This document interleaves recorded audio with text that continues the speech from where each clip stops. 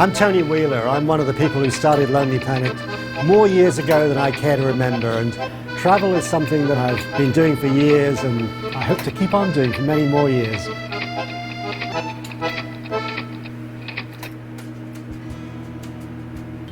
One of my favorite countries in the South Asia region is Sri Lanka, and Colombo is the capital of Sri Lanka, and a place that people generally go to at the start or the finish of their Sri Lankan travels. It's a jumping off point. You head up into the hills to go to Kandy or the ancient cities, or you head down the coast to laze on the beaches or try the surfing or the scuba diving and snorkeling. But Colombo is your starting and finishing point. It's the capital. And there's quite a few attractions. It's definitely a place worth seeing. The city is divided up into different areas. Fort is the old colonial era. Pettah is the place with bazaars and markets and a lot of flavour of the place. You also see the different religions of Sri Lanka. Sri Lanka is in the main a Buddhist country, but it's also a large Hindu population. The Tamils are in the north, and a lot of the problems in Sri Lanka are between the Tamils and the Sinhalese. But Colombo, when it's peaceful, is certainly a place where you can see both of those religions. And of course there's also a Christian, the Burghers they're called, a Christian part of the country, and there's also some Muslims. So you've got churches, you've got kovils, as the Hindu temples are called, you've got Buddhist temples, and you've got mosques. You find all four in Colombo, the capital. You find a lot of interesting restaurants, including the cafe where famously some years back Duran Duran, that British artistic rock group, filmed the video clip of Hungry Like the Wolf, which is a place that, if there are Duran Duran fans around still, they like to go to that cafe and drink some Ceylonese tea. There's some interesting old hotels. The Gaul Face Hotel, which is right in the centre of the city. It's a big, old, expensive hotel, a little bit falling apart. I remember staying there once and having a room that leaked.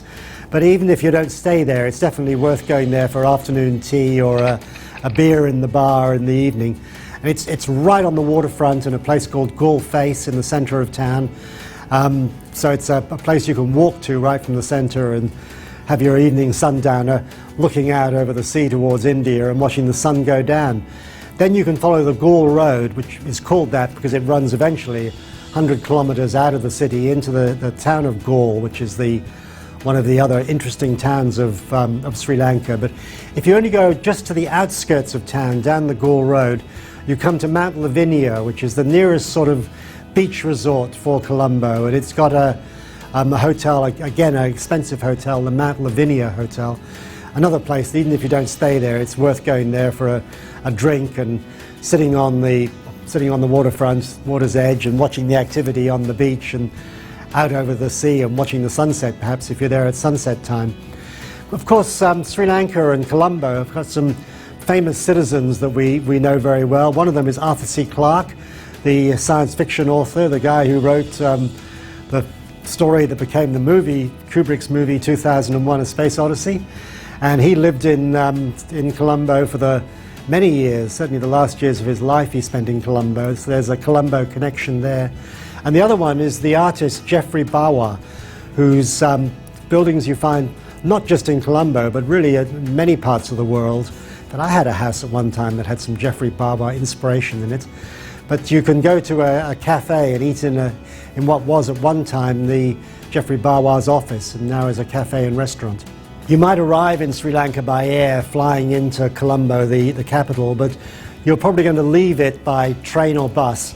And if you leave by train, taking the train up to Kandy in the hills, Fort Station is where you'll depart, or maybe later on arrive back in Colombo. So it's a big sort of centre for travel in the city, and you might come outside and get one of these Morris Minor taxis, which have still survived, these old English cars that have carried on year after year, not just in Colombo, but all around Sri Lanka.